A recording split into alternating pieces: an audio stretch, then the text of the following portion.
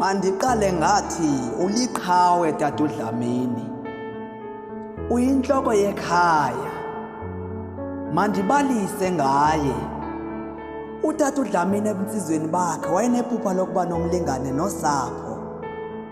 Engqondweni yakhe wayeselembona nomlingane wakhe.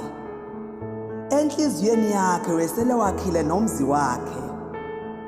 Wayezibona selehlelo onwabile nosapho lwakhe. Wayethi nokuba wenzana angalibali ngekusasa lakhe.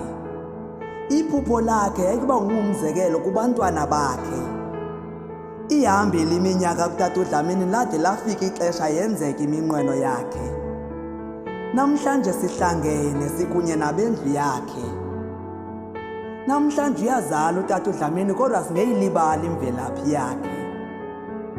Kaloku mangwanye utat'udlamini uke wanzinyelwa engenamhlanguli.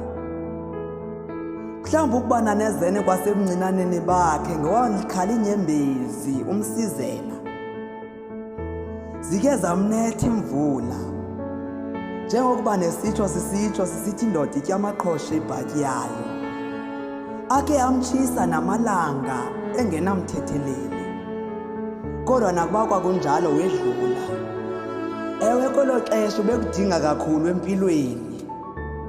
Kodwa kuba bilale ngekafika ixesha lokuba nazana inkosi yamfihla. Namhlanje ke sibhiyozela ukuzalwa kwakhe. Ewe kaloku uzalwa iqhawe. Yinhloko yekhaya.